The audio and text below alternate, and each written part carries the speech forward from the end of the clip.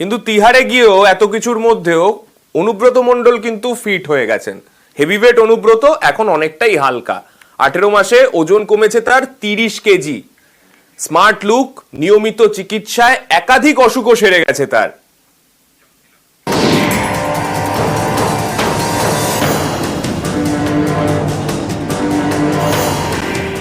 টানা তিহারে থেকেই ওজন ঝরল হেভিওয়েট অনুব্রত মণ্ডলের। 2 বছরে 30 কেজি ওজন কমেছে। তিহার থেকে জেল মুক্তির পরে যখন বেরোলেন তখন একেবারে new look.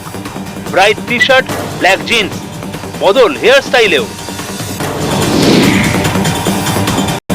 Anubrata Mondal heavyweight নেতা, গরু পাচার মামলায় সিবিআই এর হাতে ধৃত। 2023-এর মার্চ থেকে তিহার জেলে বন্দী। জানা গিয়েছে জেলে অনেকটাই ওজন ঝরেছে হেভিওয়েট অনুব্রতর। 2 বছরে ওজন কমেছে 30 কেজি।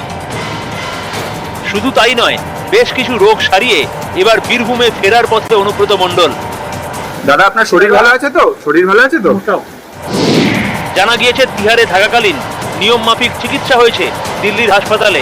বেশ কয়েকটি ছোটখাটো রোগ থেকে মুক্তি পেয়েছেন তিনি। অবশেষে তিহার মুক্তি অনুব্রত মণ্ডলের। রাত 9:20 নাগাদ অনুব্রত মণ্ডল বেরিয়ে আসলেন তিহার জেলের গেট থেকে এবং বেরিয়ে আসলেন গটগটিয়ে হেঁটে এবং আগের থেকে অনেকটাই বেশি কনফিডেন্ট। তার কারণ তার ইতিমধ্যেই ওজন কমেছে 30 কেজিরও বেশি।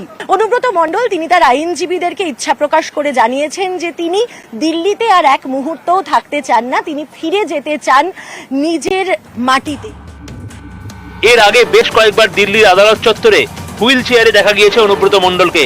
জেলে বন্দী থাকা অবস্থায় অসুস্থও হয়েছেন। এবার fit, slim look. News 18 Bangla. জামিনে মুক্তি পেয়ে বোলপুরে অনুব্রত মণ্ডল কটাক্ষ করছে বিজেপি। পাল্টা কটাক্ষ করতে ছাড়েনি তৃণমূল কংগ্রেসও।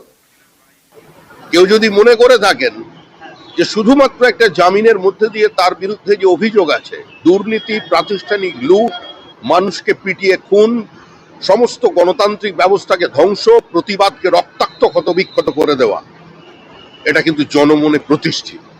তিনি বেরিয়েছেন, তিনি যাবেন, আসা যাওয়ার খেলা চলতে থাকবে, কিন্তু আর চড়াম চড়াম ঢাক বাজবে না। ঢাক বাজবে সেটা তৃণমূলের বিসর্জনের ঢাক, শুধু সময়ের অপেক্ষা। বেল অর্ডারে কোর্ট বলছে যে এতদিন তদন্ত করলেন, কোন জায়গায় দেখাতে পারলেন না যে অনুব্রত বাবু কোন রকম গরু পাচার, কয়লা পাচারের টাকা তার কাছে এসছে, এর কোনো প্রমাণই নেই।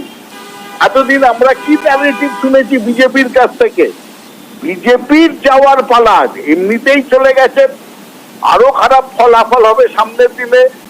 বীরভূম দখল করব সেই স্বপ্ন পূর্ণ হয়নি।